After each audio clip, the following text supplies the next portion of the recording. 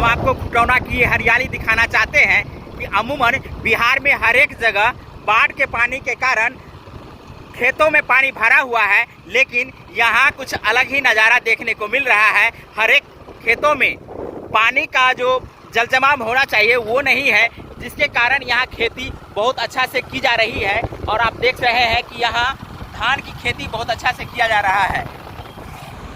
तो व्यूअर्स, आपको भी ये नज़ारा अच्छा लग रहा होगा, क्योंकि खुटौना का ये हरियाली और प्राकृतिक सौंदर्यता का ये स्वरूप अपने आप में लोगों को आकर्षित कर रहा है। जहां बिहार का हर एक क्षेत्र जल जमाव, बाढ़ और वर्षा के पानी से भरा पड़ा है, वहीं यहाँ कृषि लायक ज़मीन और हरियाली दोनों आकर्षित कर रही है।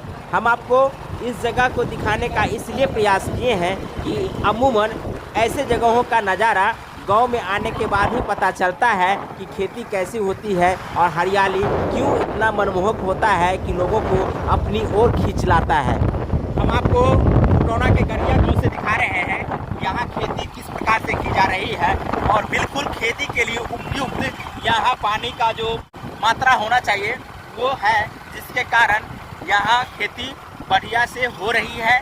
तो ये फिलहाल बिहार के सबसे उत्तरी भाग जो मधुबनी जिला का ये भाग है, और इस भाग में फिलहाल तराई क्षेत्र भी कहते हैं इसको। और इस तराई क्षेत्र में आप देख सकते हैं कि खेती ठीक ठाक है।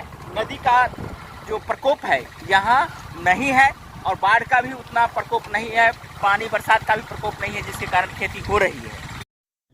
तो व्यूअर्स, आपको ये वीडियो कैसा लगा हमें कमेंट करके ज़रूर बताएं। साथ में आपको ये प्राकृतिक सौंदर्य एवं खुटौना की ये हमारी ब्लॉग्स यात्रा किस प्रकार की रही ज़रूर हमें बताएंगे, क्योंकि हम आपके लिए और आप हमारे लिए हमेशा मिथिला दस्तक के साथ बने रहें।